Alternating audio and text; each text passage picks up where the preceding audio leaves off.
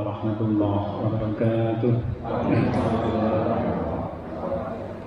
Bismillahirrahmanirrahim. Alhamdulillahirabbil alamin wassalatu wassalamu ala Muhammadin wa ala alihi wa sahbihi ajma'in. Subhana la ilma lana illa ma 'allamtana innaka antal alimul hakim. Dan sama-sama kita muliakan ketua pembangunan Masjid Widilia, para sesepuh, para tokoh masyarakat baik yang datang dari luar Widilia maupun dari dalam Widilia, para pengurus 3M, pengurus MT. Semoga Allah Subhanahu wa taala memberikan kesehatan, keafiatan kepada kita semua, memudahkan semua urusan-urusan keduniaan kita dengan hadirnya kita pada urusannya Allah Subhanahu wa taala. Amin ya rabbal alamin. Pagi ini insya Allah kita akan lanjutkan kajian surah An-Nisa ayat 131. Surah An-Nisa 131.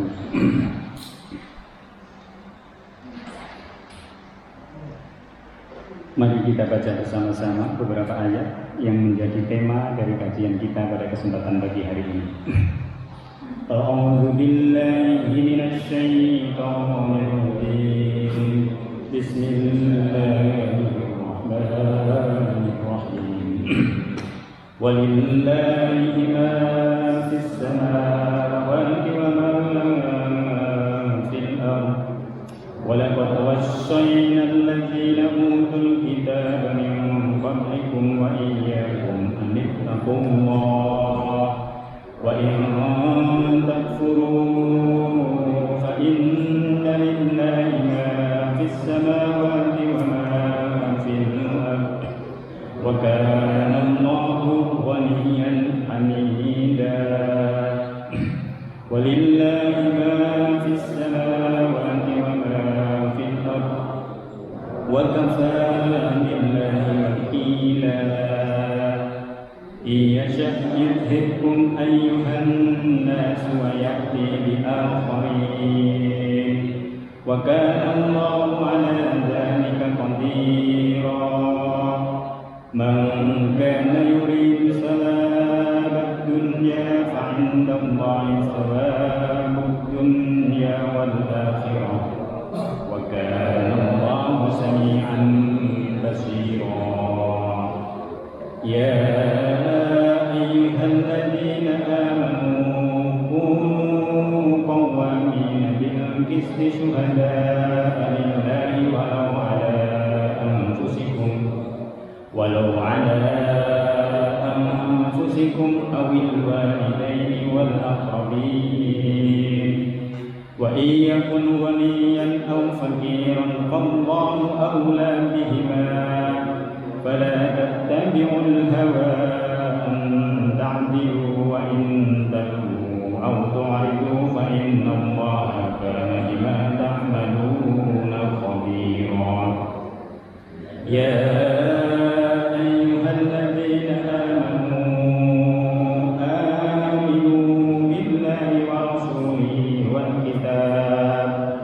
والكتاب الذي نزل على رسوله والكتاب الذي أنزل من قبل ومن يكفر بالله وملائكته وكتبه ورسله واليوم الآخر فقد ضل ضلالا بعيدا. إن الذين آمنوا ثم كفروا ثم آمنوا ثم كفروا ثم ازدادوا كفرا لم يكن الله ليغفر لهم ولا ليهديهم سبيلا. بشر المنافقين بأن لهم عذابا أليما. الذين يتخذون الكافرين أولياء من دون المؤمنين أيبتغون عندهم العزة فإن العزة لله جميعا. صدق الله العظيم. بسم الله الرحمن الرحيم. Walillah dan miliknya Allah lah. Imam Al-Marawi menafsirkan dengan khalqan wa mulkan. Miliknya Allah lah segala bentuk ciptaan yang ada di muka bumi ini dan juga yang ada di langit. Fi alamid dunya au alamil malakut. Semua ciptaan yang ada di langit dan bumi ini walillah adalah miliknya Allah, ma fis samawati wa ma fil ardi. Segala, semua, tidak terkecuali. Jadi yang ada di langit dan di bumi ini pemiliknya itu hanya satu aslinya. Khalqan secara ciptaan, wa mulkan maupun dari sisi kekuasaan. Tidak ada orang yang bisa menguasai langit dan bumi seluruhnya, tidak ada. Kalau manusia diberikan kekuasaan oleh Allah di bumi, kekuasaannya itu kecil sebenarnya. Kecil kekuasaannya dibanding dengan kekuasaannya Allah. Maka Imam Al-Marawi kemudian meneruskan, fahuwa wahdahu mudabbirul aqwan. Dan Allah lah nanti yang mengurus semua makhluknya. Kita ini sebenarnya juga ada yang ngurus. Yang ngurus itu adalah Allah Subhanahu wa taala. Fala yata'azzar 'alaihi al-aghniya ba'dal faqr. Oleh sebab itu jangan sampai menjadi sulit bagi kita perubahan-perubahan dalam hidup. Kadang kita diberikan kekayaan oleh Allah. Kadang kekayaannya itu dikurangi. Kadang ditambah lagi, kadang dikurangi lagi oleh Allah Subhanahu wa taala. Jadi karena semuanya kembali kepada Allah, oleh sebab itu kita harus mendekat kepada Allah. Walillahi ma fis samawati wa ma fil ardh. Walaqad wassayna alladzina utul kitab. Allah menunjukkan kebesaran langit dan bumi. Miliknya itu tujuannya apa? Yang pertama di sini tujuannya agar kita bertakwa kepada Allah. Walaqad wassayna, dan sungguh-sungguh ada lam litakid, ada qad, ada dua di situ. Dan sungguh-sungguh wassayna ay amarona, kami telah Allah Subhanahu wa taala telah memerintahkan kepada allazina utul kitab, orang-orang yang pernah diberi Alkitab, yaitu para ulama selalu menafsirkan orang Yahudi, orang Nasrani. Kemarin kita menjelaskan ada sebagian ulama lagi yang menambahkan semua agama yang memiliki Alkitab mereka disebut ahlul kitab. Walaupun pengertian tambahan ini tidak disepakati oleh seluruh ulama. Nah, kita boleh memilih yang mana. Tapi yang klasik, yang umum dipegangi oleh para ulama terdahulu adalah yang disebut dengan ahlul kitab, orang Yahudi, orang Nasrani. Allah menunjukkan kebesaran langit dan bumi ini. Tujuannya di sini. Walaqad wassayna alladzina utul kitab, dan sungguh kami telah perintahkan kepada ahlul kitab. Ada Yahudi, ada Nasrani, ada Muslim. Kalau tadi definisinya dilebarkan, termasuk mereka yang agama apapun yang memiliki Alkitab, maka harus ngikut nanti di sini. Min qablikum, sebelum kalian. Berarti umat Islam itu ahlul kitab. Sebelum umat Islam itu ada Yahudi, ada Nasrani. Di sini tidak disebut min ba'dikum. Itu masalahnya. Tidak disebut setelah adanya Al-Quran. Tidak. Maka pandangan yang kuat itu memang pandangan yang ulama klasik, yang mengatakan ahlul kitab itu Yahudi, Nasrani. Bukan agama-agama yang lain yang baru setelah ada Al-Quran. Bukan. Maka Allah di sini mengatakan Dan sungguh aku telah perintahkan kepada ahlul kitab min qablikum, sebelum masa umat Muhammad, wa iyyakum, Allah memberikan penekanan yang khusus, dan juga kepada kalian wahai umat Muhammad. Untuk apa perintahnya itu? Anittaqullah, supaya kalian bertakwa kepada Allah. Apa itu bertakwa? Bertakwa itu menjalankan perintahnya Allah, menjauhi larangannya. Ini yang paling mudah, definisi yang umum. Imam Ali radhiyallahu an, beliau punya definisi yang lebih terperinci tentang takwa ini. Yang pertama kata Imam Ali, al-amalu bitanzil, mengamalkan Al-Quran. Apa yang ada dalam Al-Quran diamalkan, itu bagian dari bertakwa kepada Allah. Kemudian ar-ridho bil qalil, menerima ridhonya, menerima qadoknya Allah, itu termasuk bertakwa. Menerima qadok itu bermacam-macam. Ada yang dengan ikhlas, ada yang setengah ikhlas, ada yang puas. Tingkatannya bermacam-macam. Ketika orang diberikan sakit, gitu, dia menerima enggak? Bermacam-macam itu orangnya itu. Apakah dia ikhlas, tidak ikhlas, setengah ikhlas, atau dia puas? Kemudian yang ketiga, al-istidad liyaumir rahim. Termasuk dalam takwa itu adalah mempersiapkan hari akhirat. Maka orang mukmin orientasi hidupnya itu akhirat, bukan dunia. Dunia ini hanya bekal saja, menjadi sebab untuk kebahagiaan kita di akhirat. Aslinya orang hidup itu untuk bertakwa. Maka Allah Subhanahu wa taala di sini menunjukkan kebesaran Allah yang ada di langit dan di bumi itu miliknya. Tujuannya supaya manusia sadar kita ini sebenarnya kecil. Kita ini sebenarnya nggak ada apa-apanya dibanding dengan Allah. Oleh sebab itu yang harus disembah adalah Allah. Wa in takfuru, Allah menggunakan kalimat in. Kenapa Allah menggunakan kalimat in? Dan jika. Kenapa ada jika?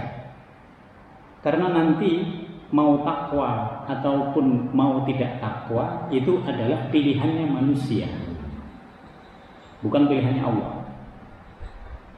Maka kalimat yang digunakan adalah wa'in. Allah memerintahkan dari awal itu agar manusia bertakwa.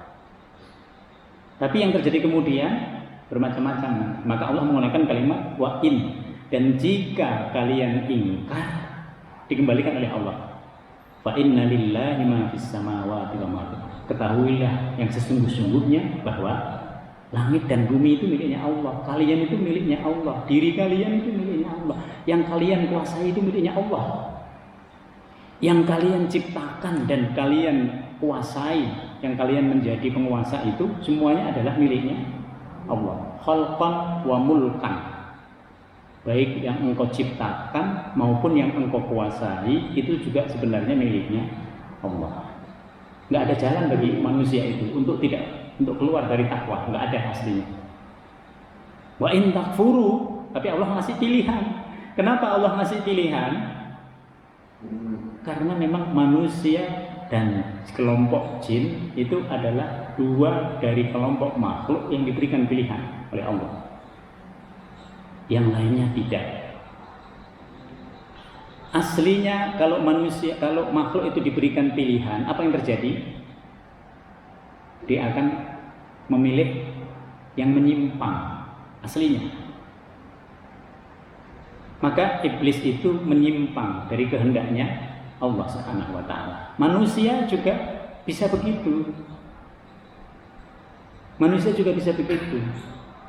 Tetapi untungnya Nabi Adam alaihissalam ketika dia diberikan pilihan mana yang boleh, mana yang tidak boleh, dan ketika jatuh pada pelaksanaan yang tidak boleh, dia kemudian bertaubat kepada Allah Subhanahu. Di situ rendahnya manusia, rendah hatinya manusia. Kalau dia salah, dia harus bertobat. Oleh sebab itu manusia harus selalu mengevaluasi. Sebenarnya yang saya lakukan benar atau salah. Itu manusia. Berbeda dengan setan. Setan itu kalau sudah salah, terusin aja. Nah itu setan. Maka kalau ada orang yang berbuat salah, diterus-terusin, di situ bahayanya.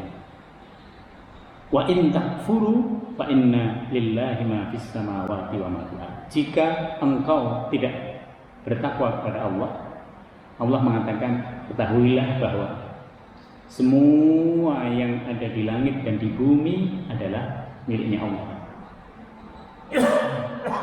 Maka manusia itu sebenarnya hanya makhluk kecil di antara makhluk-makhluknya Allah. Lalu setelah itu Allah masih mengatakan, wa kana Allahu ghaniyan hamidah. Dan adalah Allah Subhanahu wa taala itu adalah zat yang maha kaya dari segala sesuatu. Ada orang yang kaya, bisa dihitung enggak kekayaannya? Bisa. Udah dititip-titipkan ke sana kemari kekayaannya, bisa dihitung? Bisa.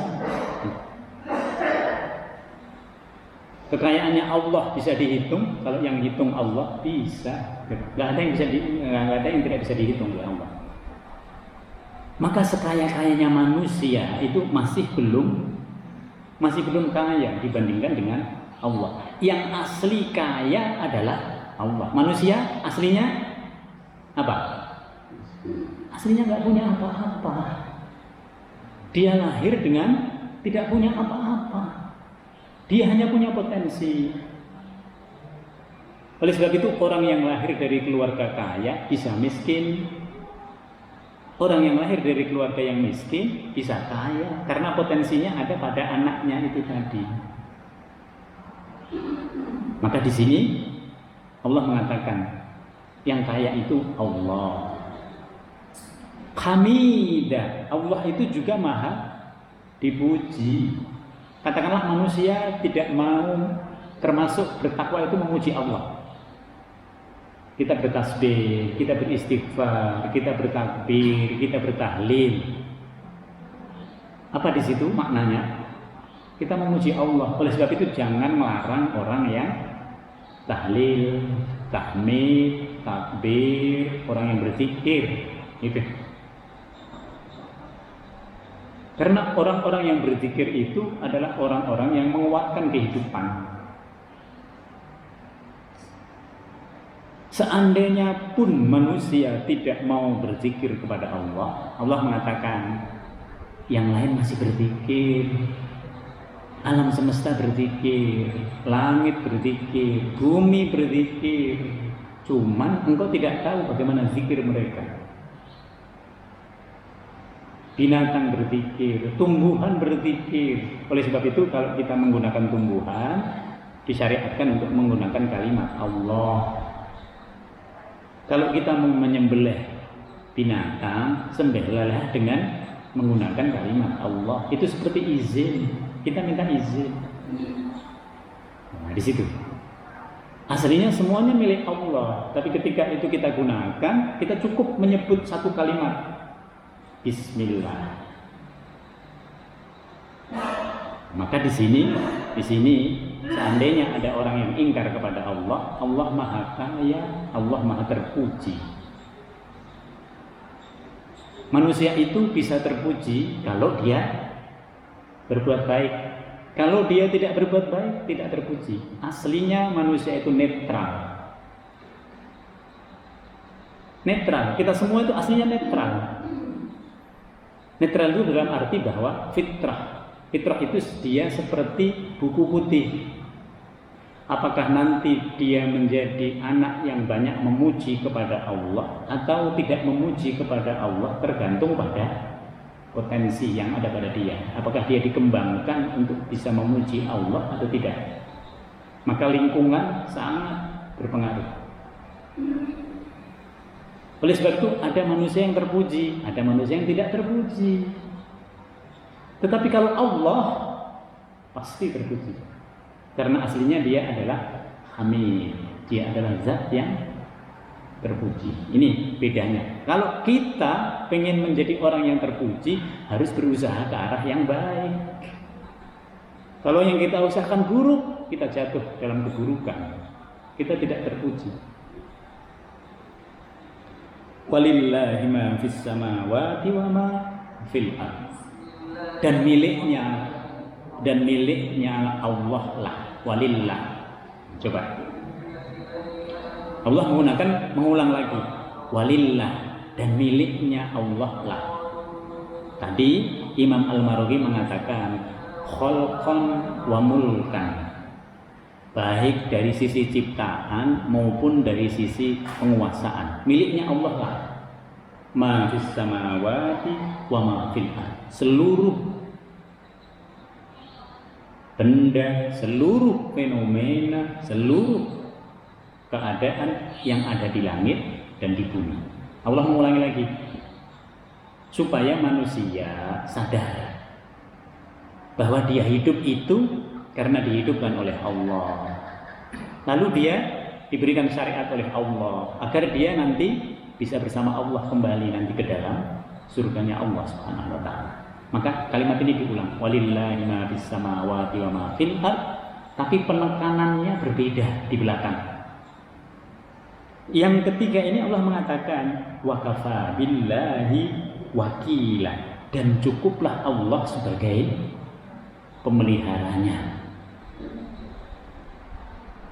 Kalau Allah yang memelihara, aman. Karena kalau Allah yang memelihara, pasti dia terpelihara. Bapak Ibu bisa lihat anak yatim dalam surah Al-Kahfi yang ditinggal oleh orang tuanya. Lalu kemudian orang tuanya meninggalkan kekayaan yang diletakkan di bawah daripada pondasi rumahnya. Allah memelihara. Allah memelihara, coba. Ketika yang Allah yang memelihara, aman dia. Ketika bangunan itu sudah mau runtuh, lalu Nabi Khidir bersama Nabi Musa alaihissalam menegakkannya. Karena kalau sampai bangunan itu runtuh, maka kelihatan itu. Siapa yang bisa memelihara seperti itu? Allah. Kalau yang memelihara manusia, manusia itu tidur, ketika dia tidur malingnya datang. Nah, di situ. Jangankan tidur, kita tinggal dari depan ke belakang, nah, pencolengnya sudah datang. Nah, di situ. Tapi kalau yang memelihara Allah, aman. Nah, maka kalau kita serahkan pemeliharaan, makanya kalau kita memelihara anak-anak kita, ya Allah, ini anak ini saya pelihara, tapi saya minta ya Allah, Engkau juga ikut andil dalam pemeliharaan ini. Apa tujuannya? Kalau anak kita berada di luar, Allah tetap memelihara dia. Ihfadillaha yahfadu. Peliharalah Allah. Dengan apa? Jalanin sholat, puasa, segala macamnya. Niscaya Allah akan memelihara kalian. Jadi semuanya itu kembali kepada kita. Kalau kita memelihara Allah, Allah memelihara kita. Sebab kalau kita sudah memelihara apa yang diperintahkan oleh Allah, gampang bagi Allah untuk mengabulkan apa yang kita minta. Iyasha yuzhibkum ayyuhan nas. Ini bahaya lagi di sini. Iyasha. Allah menggunakan kalimat in lagi. Allah menggunakan kalimat jika. Jika Allah berkehendak, yuzhibkum, Allah bisa saja membinasakan kita. Oleh sebab itu, semua yang dianugerahkan oleh Allah kepada kita harus kita gunakan, kita kembalikan kepada Allah. Kita diberi kekayaan, kembalikan sebagiannya kepada Allah. Bagaimana cara mengembalikannya?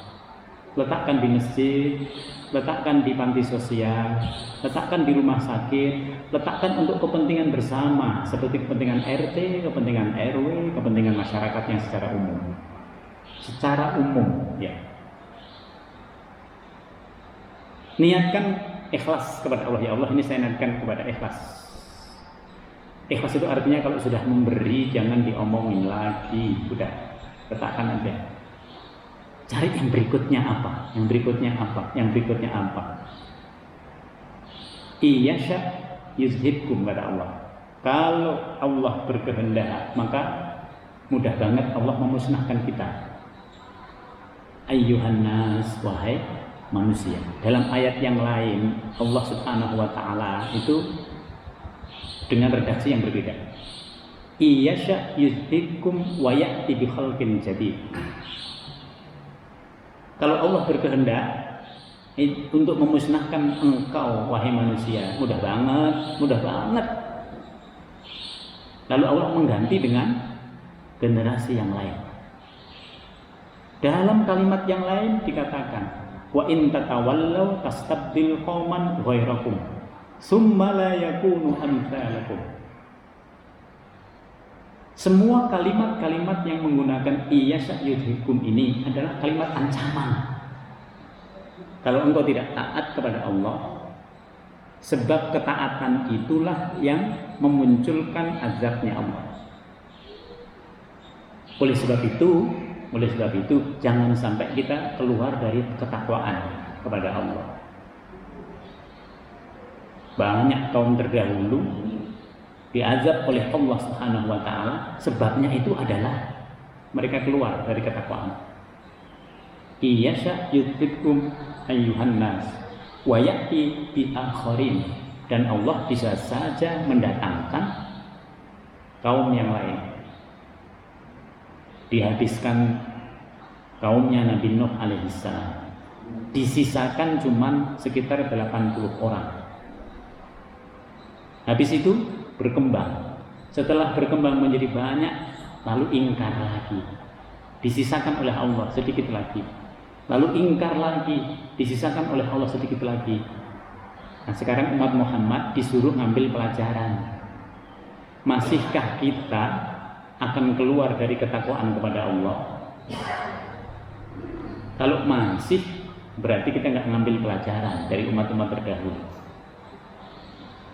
Wa kana Allahu ala dzalika qadir. Coba.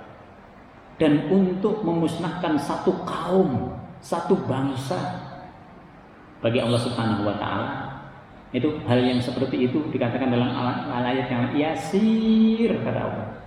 Gampang banget bagi Allah itu. Di sini dikatakan qadir, Allah kuasa untuk menghilangkan satu bangsa yang jumlahnya katakanlah 250 juta, itu gampang banget bagi Allah. Oleh sebab itu bertakwalah. Bertakwa itu jalankan perintahnya Allah, jauhi larangannya. Bertakwa itu memahami apa yang menjadi kitab Allah dengan sebenar-benarnya, lalu amalkan. Jangan melalui pikiran kita sendiri. Man kana yuridu thawabad dunya fa indallahi thawabud dunya wal akhirah. Ini juga ancaman. Kalimatnya sepertinya redaksinya biasa. Tapi kalau kita hubungkan dengan ayat-ayat sebelumnya, Allah mengatakan, man kana, barang siapa yuridu thawabad dunya, yang hanya mengharap thawabad dunya, kenikmatan-kenikmatan dunia, pahala-pahala dunia. Allah mengatakan, fa indallah thawabud dunya wal akhirah. Dia akan rugi. Karena kalau dia hanya orientasinya dunia, berarti dia akan hanya dapat di dunia. Tapi kalau dia orientasinya di akhirat, jadi Allah ingin mengatakan bahwa orientasikan semua yang engkau lakukan di dunia itu untuk akhirat. Niscaya akan sampai ke akhirat. Bagaimana caranya? Lakukan semua dengan kalimat Bismillah. Kan sederhana banget. Bantu orang, ya Allah Bismillah, saya tolong dia. Ya Allah, saya nolong dia ini karenamu ya Allah, bukan karena motivasi yang lain. Kita memberikan harta kita, ya Allah ini harta kita saya letakkan Bismillah. Kita bekerja, kita lagi berpariwisata, ya Allah, bismillah, saya berpariwisata ini karenamu ya Allah. Bisa kita berolahraga, ya Allah, saya berolahraga ini untuk menjaga badan saya, ini engkau perintahkan. Berpariwisata itu engkau juga perintahkan, fantadiru, lihatlah yang ada di muka bumi ini. Fangduru, lihatlah. Itu perintahnya Allah. Ketika semua yang ada di dunia ini kita mulai dengan kalimat bismillah, kita niatkan ikhlas kepada Allah, nyampe nanti di akhirat. Yang kita keluarkan akan diganti oleh Allah, kita berpahala mengadakan apa saja. Di situ masalahnya. Maka di sini Allah menyindir, mangkana yuridu thawabat dunya, barang siapa yang hanya mengharap dia mendapatkan segala yang ada di dunia, dia rugi dia. Fa indallahi sawabud dunya wal akhirah. Karena Allah nanti punya dunia dan akhirat. Dunia ini rahmatnya hanya 1%. 1% itu kita bagi kepada seluruh makhluk. Nanti di akhirat itu 99%. 99% itu hanya untuk orang yang beriman dan beramal soleh. Coba 99% itu di sana. 1% aja sudah seperti ini. Bagaimana dengan yang 99%? Maka tidak ada makhluk yang tidak puas nanti di akhirat. Maka kepuasan itu bukan di dunia, bukan di sini kepuasan. Kepuasan itu ada di akhirat. Wa kana Allahu sami'an basira. Dan Allah adalah zat yang maha mendengar, maha melihat. Apa artinya ini? Semua amalan kita itu didengar, dilihat oleh Allah. Kalau amalan kita ini hanya dunia, ya kita dapat dunia saja. Tapi kalau amalan kita ini dunia dan akhirat, Allah tahu.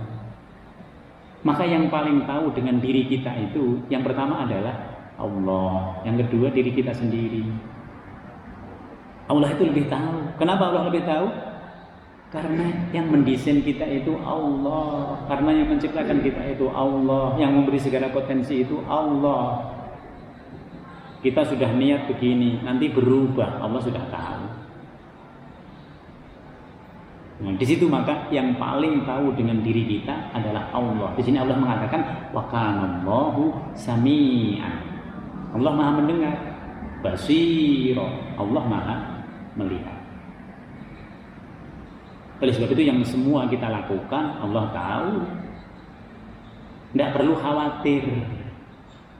Kalau kita beramal, tidak perlu khawatir nanti jangan-jangan Allah nggak tahu ya. Nah, Allah pasti tahu. Ya ayyuhallazina amanu. Kemarin Allah menyuruh kepada kita untuk bersikap adil kepada anak-anak yatim. Sekarang Allah menyuruh kepada kita untuk bersikap adil kepada orang-orang di sekitar kita dalam keluarga. Anak yatim sudah selesai dalam surah An-Nisa ini. Lalu Allah berbicara kepada yang lain. Ya ayyuhalladzina amanu, wahai orang-orang yang beriman. Kunu, jadilah kalian semua qawamin. Qawamin, orang yang sungguh-sungguh berupaya. Dari kata qawama, tapi dibuat menjadi tafdil. Qawamin, ar-rijalu qawamina 'alan nisa. Aslinya kaum perempuan itu adalah yang sungguh-sungguh mengurusi perempuan. Maka suami itu harus mengurusi betul istri, semuanya. Qawamina 'alan nisa. Maka di sini kunu, jadilah kalian semua qawamina, orang yang bersungguh-sungguh bil qisti, menegakkan keadilan. Allah menggunakan kalimat al-qist, berbeda dengan al-adl. Para ulama membedakan di antara dua-duanya, tetapi maknanya sesungguhnya secara umum sama. Allah memerintahkan kepada kita untuk bersungguh-sungguh dalam hidup ini menegakkan keadilan. Syuhada'a lillah, menjadi saksi karena Allah. Jadi kita ini adalah saksi-saksinya Allah nanti. Ada orang yang ada di sekitar kita meninggal dunia, lalu kita omongin kebaikannya, baik banget orangnya. Orang itu wajib masuk surga. Karena orang-orang mukmin yang ada di situ membicarakan kebaikannya. Ada orang meninggal di antara kita, lalu kita mengatakan keburukannya, aduh orangnya begini banget. Orang itu wajib masuk neraka. Karena saksinya adalah kaum mukmin yang ada di situ. Coba. Saksinya itu kaum mukmin, bukan kaum yang lain. Nanti di akhirat sana yang menjadi saksinya Allah bagi seluruh umat adalah Nabi Muhammad yang pertama. Lalu kemudian kita, umat Muhammadnya. Maka kita ini mulia kalau kita betul-betul bisa menegakkan ketakwaan. Kita ini mulia kalau kita betul-betul bisa bersikap adil. Kepada siapa adil itu? Walau ala anfusikum. Yang pertama, kita harus bisa bersikap adil termasuk kepada diri kita sendiri. Artinya apa di sini? Artinya jangan kalau berurusan dengan kita sendiri yang ngambil bagian yang banyak. Jangan. Itu kita tidak adil. Kepada diri kita sendiri kita harus adil. Adil itu apa di sini maknanya? Orang yang bisa menjalankan perintahnya Allah dengan sekuat tenaganya itu adil. Karena dia tahu apa yang menjadi kewajiban manusia kepada Allah. Orang yang tidak menjalankan apa yang diperintahkan Allah sebenarnya tidak adil. Orang yang tidak memandang antara anak-anaknya, mengukur di antara mereka dengan sama, tidak adil. Maka adil yang pertama itu harus kepada diri kita sendiri. Kita ini adil enggak kepada diri kita sendiri? Awil walidain. Lalu yang kedua terhadap ibu dan bapakmu, kita harus adil. Terutama kalau yang masih punya ibu dan bapak. Termasuk kita harus adil kepada mertua. Jadi mertua itu juga orang tua kita. Ketika yang satu dikasih, yang ini belum dikasih, pada saat tertentu harus dialokasikan bahwa yang ini dikasih. Oleh sebab itu seorang suami atau istri harus saling bertanya, ini mau dikasih enggak? Nah di situ. Si ini mau dikasih enggak? Gitu. Kalau suaminya mengatakan enggak usah, itu sudah selesai. Istri juga begitu tanya, yang ini mau dikasih apa enggak? Gitu. Enggak usah, karena yang ini begini misalnya. Maka di situ diperlukan musyawarah antara suami dan istri supaya di antara dua keluarga ini nanti bisa diperlakukan dengan sama, dengan adil. Memperlakukan dengan sama itulah adil. Wal aqrabin, juga kepada keluarga kita. Ini apalagi ini konteksnya ini tepat sekali kalau mau lebaran, ya kan? Mau kasih sangu, nah iya harus adil. Nah, di situ harus adil itu apa? Adil itu tidak mesti persis sama nilainya. Oh, yang itu lebih tinggi, mungkin kita kasih yang lebih karena dia kebutuhannya lebih banyak dibandingkan yang kecil. Yang digendong oleh ibunya kan nggak ngerti uang dia, ya kan? Berbeda dengan yang sudah di universitas, ya kan?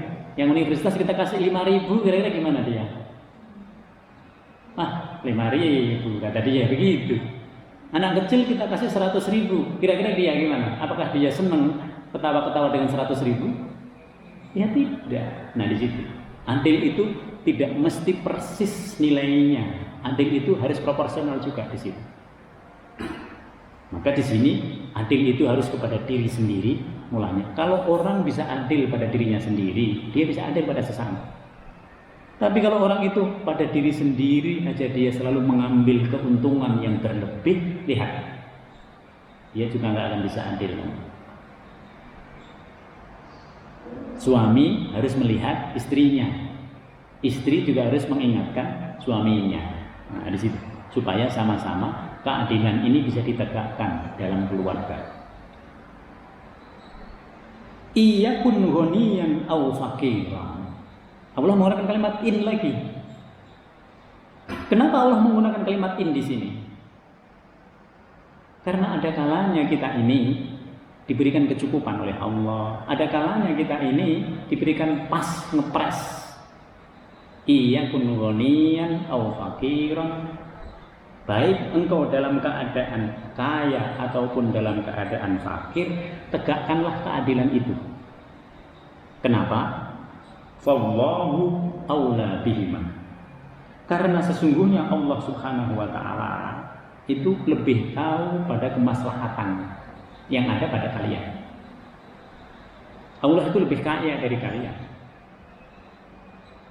Oleh sebab itu menegakkan keadilan itu tidak mesti menunggu kita punya uang, kita kaya, nggak perlu. Setiap orang bisa menegakkan keadilan. Kalau dia fakir, menegakkan keadilannya tidak mesti dengan harta. Dia bisa berlaku adil dalam banyak hal. Ini harus begini, ini harus begini, harusnya ini begini, nih gitu. Tapi kalau dia kaya, Allah mengatakan Allah lebih kaya lagi dari kalian. Iyakun ghaniyan aw faqiran fallahu aula bihima. Oleh sebab itu orang yang menegakkan keadilan, baik dia kaya atau miskin, itu nanti akan diganti oleh Allah penegakan keadilannya itu. Kalau dia orang kaya, akan dijadikan lagi lebih kaya oleh Allah Subhanahu wa taala. Kalau dia orang fakir, akan diberikan kemaslahatan oleh Allah Subhanahu wa taala. Jadi jangan khawatir. Maka Allah menggunakan fallahu aula bihima. Apapun yang diberikan oleh Allah, manusia akan puas. Gak akan ada yang tidak puas, tidak ada. Maka kalimatnya digunakan adalah fallahu aula bihima. Yang menghalangi keadilan itu apa? Fala tattabi'ul hawa. Di sini. Jangan engkau turuti hawa nafsumu. Kemauanmu jangan kau turuti. Kenapa enggak boleh dituruti kemauan itu? Karena kemauan itu cenderung mengarah kepada keburukan. Fala tattabi'ul hawa. Jangan engkau turuti hawa nafsu, karena hawa nafsu itu cenderung kita melihat. Kenapa orang itu nggak bisa adil?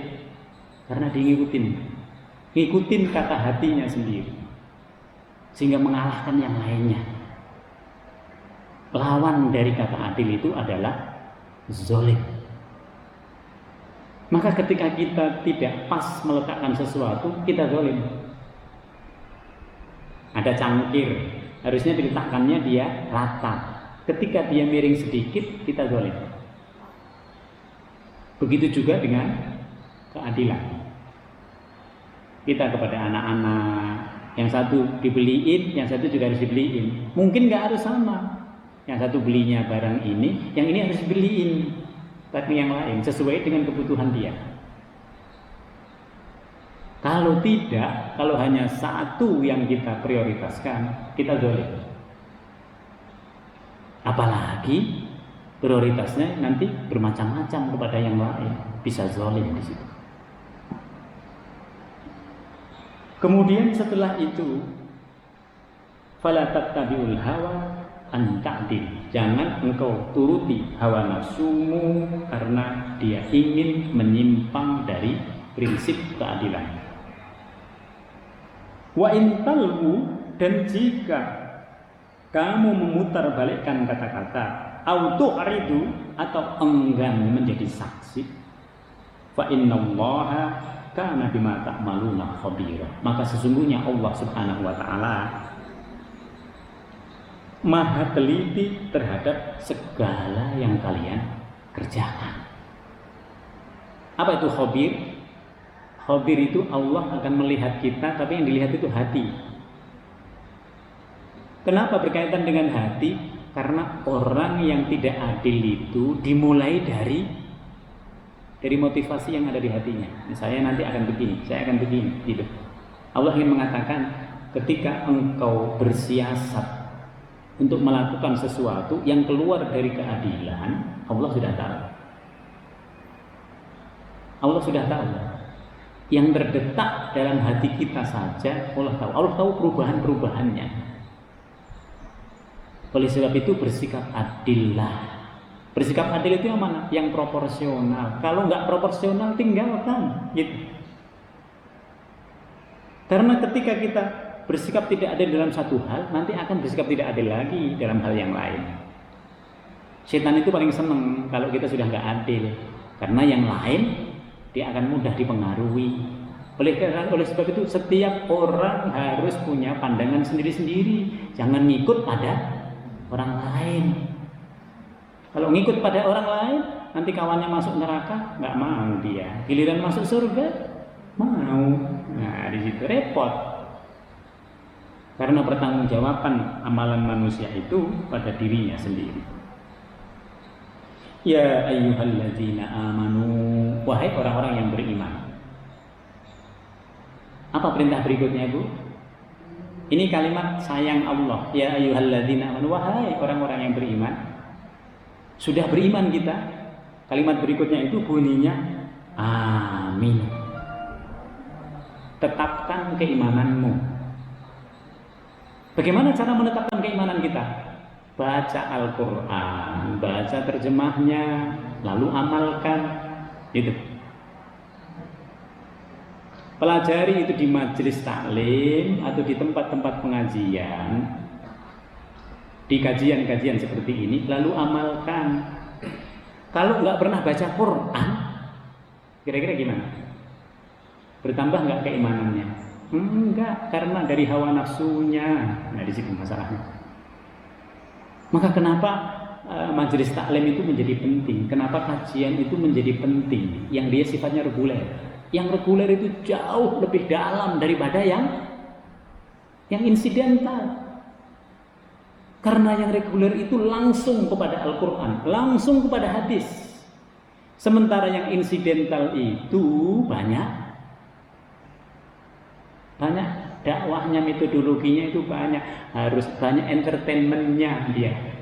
Harus ada lucunya, kalau nggak lucu ibunya pada ngantuk. Nah itu. Harus ada yang baru-barunya, kalau nggak ada yang baru bapaknya nggak mau datang. Nah di sini. Maka di sini Allah mengatakan aminu, tetapkan engkau dalam keadaan keimanan. Apa yang bisa menetapkan kita dalam keadaan keimanan? Ilmu, Pak. Kalau kita nggak dapat ilmu yang baru terus begini, ini jiwa kita itu juga tidak berkembang spiritualitasnya, tidak berkembang ilmunya, tidak berkembang ibadahnya. Maka di sini katakan aminu, tetapkan engkau dalam keimanan terus dengan cara menggali ilmu. Aminu billah, tetapkan keimanan itu kepada Allah wa rasulihi. Kalau menetapkan keimanan kepada Allah berarti lihat kebesaran Allah. Lalu kita diperintahkan apa? Seperti tadi, Allah menunjukkan kebesaran. Lalu Allah memerintahkan kita untuk bertakwa. Wa rasulihi, dan rasul-rasulnya Allah. Pelajari hadis Nabi, kita akan tahu, oh ternyata hadis Nabi ini luar biasa. Kita jadi tahu, oh ternyata Nabi dulu begini, kita harus begini. Ternyata para sahabat begini, kita begini. Termasuk dalam sholat taraweh misalnya, yang paling mudah. Nabi sholat taraweh 9, 8 rakaat, 11 dengan witirnya. Lalu ketika Umar nanti menjadi 20, 23 dengan witirnya. Lalu setelah itu para sahabat menambah yang lain, 33 ditambah oleh sahabat. Nanti pada masa Umar bin Abdul Aziz terus ada orang yang menambah. Kalau orang mengatakan saya mengikuti Rasulullah dan ulama-ulama salaf, berarti dia harus pernah sholat tarawih itu yang 11 rakaat pernah, yang 23 juga pernah. Ulama salaf itu siapa? Ulama salaf itu ulama sesudah Nabi, Abu Bakar, Umar, Utsman, terus ini ulama sampai tabi'in sampai di situ. Oleh sebab itu tidak ada pertentangan mereka yang sholat tarawih 11 rakaat dengan yang 23 rakaat. Mau ditambah lagi silahkan, mau sampai 99 rakaat juga boleh, asal nggak encok. Nah, di situ. Itu sholat sunnah. Maka boleh seberapapun di situ. Maka pada ayat ini diperintahkan kita untuk menguatkan keimanan kita kepada Allah, kepada Rasul, wal kitab, dan juga kepada kitab alladzi nazzala ala rasulihi, yang diturunkan kepada rasulnya, yaitu Nabi Muhammad sallallahu alaihi wasallam. Wal kitab alladzi anzala min qabl. Kita kalau bisa belajar dari kitab-kitab terdahulu boleh. Mungkin Bapak ke Jerman, nanti lihat di situ, oh ternyata ada di sana Taurat. Atau ke Belanda, nanti di sana, oh ada di situ Injil. Dipelajari untuk apa? Untuk mendapatkan benang merah bahwa ternyata tauhidnya itu sama. Keimanan kepada Allah itu sama. Wa may yakfur billah, barang siapa yang mengingkari Allah lalu tidak beribadah, wa malaikatihi, ingkar kepada malaikat-malaikat Allah, padahal yang mencabut nyawa dia itu nanti malaikat, tapi dia tidak percaya gitu. Yang memberikan rezeki dari Allah kepada kita itu melalui malaikat, tapi dia tidak percaya. Nah, tidak percaya kepada malaikat. Wa kutubihi, nggak percaya kepada Al-Quran. Wa rusulihi, nggak percaya kepada rasul-rasulnya Allah, termasuk Nabi Muhammad.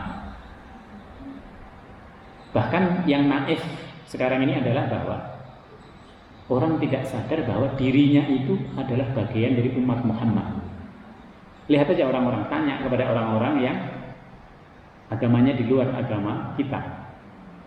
Mereka tahu nggak bahwa mereka itu bagian dari umat Muhammad? Mereka nggak tahu. Padahal semua orang yang lahir setelah Nabi Muhammad itu menjadi umatnya Muhammad. Kenapa mereka tidak tahu? Karena mereka nggak mau buka pikirannya, nggak mau membaca kitab yang bernama Al-Quran, sehingga mereka tidak tahu. Sehingga menjadi naif.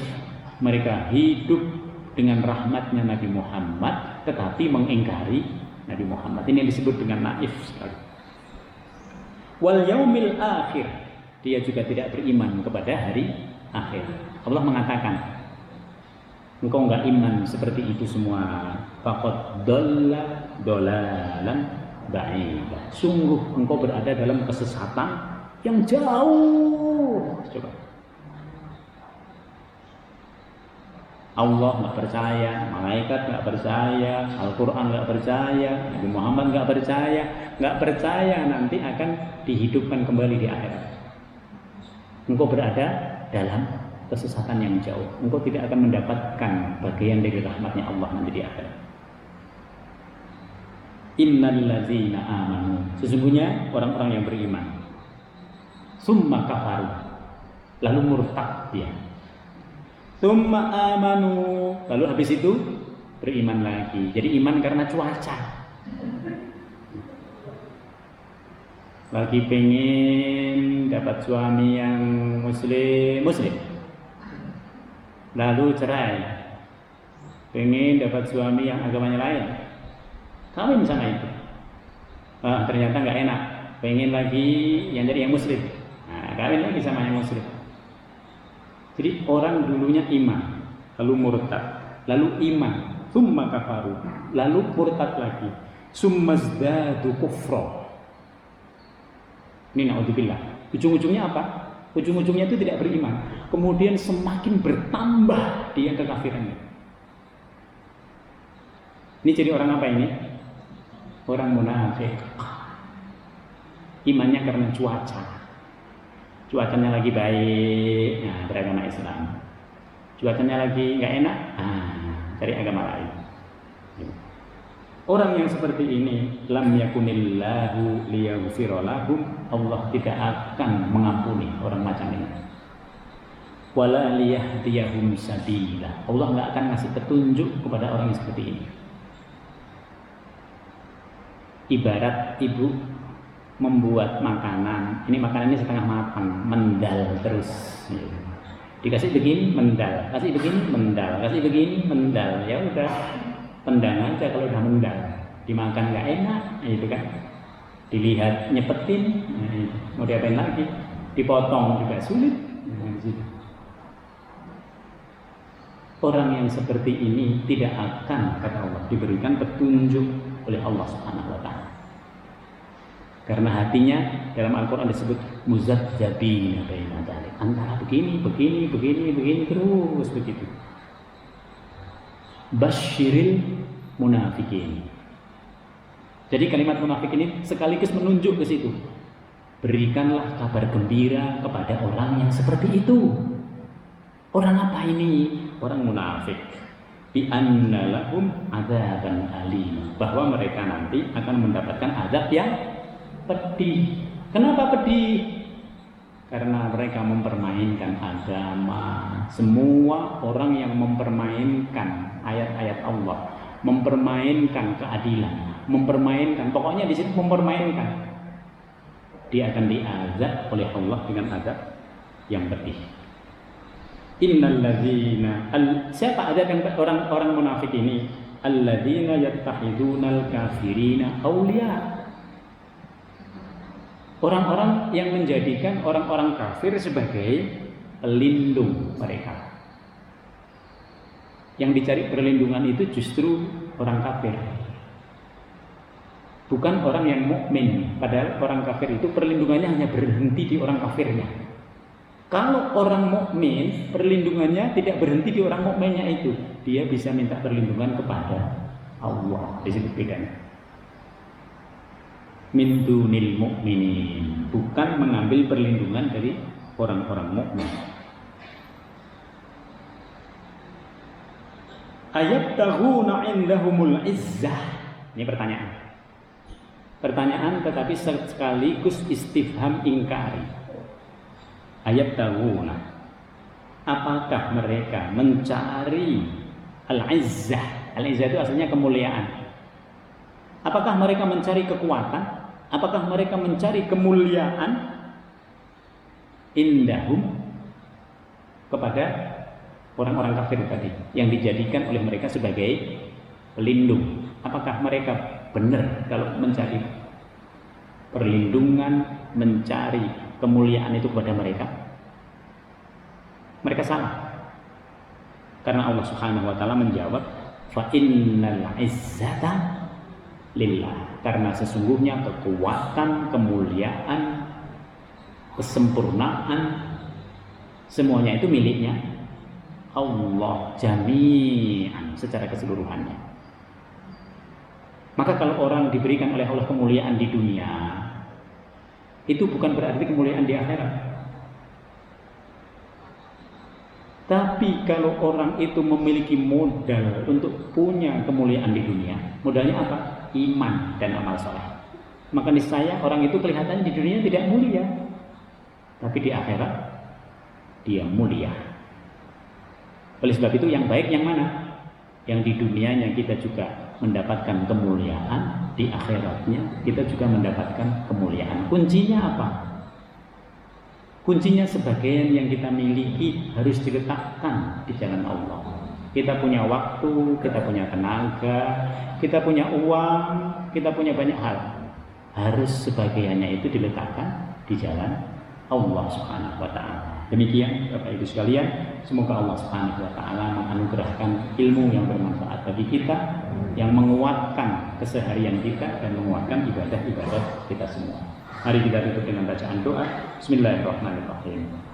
Alhamdulillahirabbil alamin, hamdan na'imin, hamdan syakirin, hamdan yu'affi ni'amahu wa yukafi mazidah.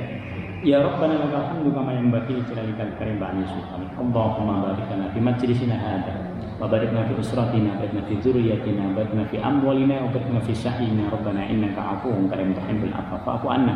Allahumma ij'al jam'an hadza jam'an mubarakan marhuma wa tafarraqana min ba'dihi tafarraqan ihsanan ma'suma. Subhanakallahumma bihamdika nasyhadu an la ilaha illa anta nastaghfiruka wa natubu ilaik. Subhana rabbika rabbil izzati amma yasifun. Wassalamun 'alal mursalin.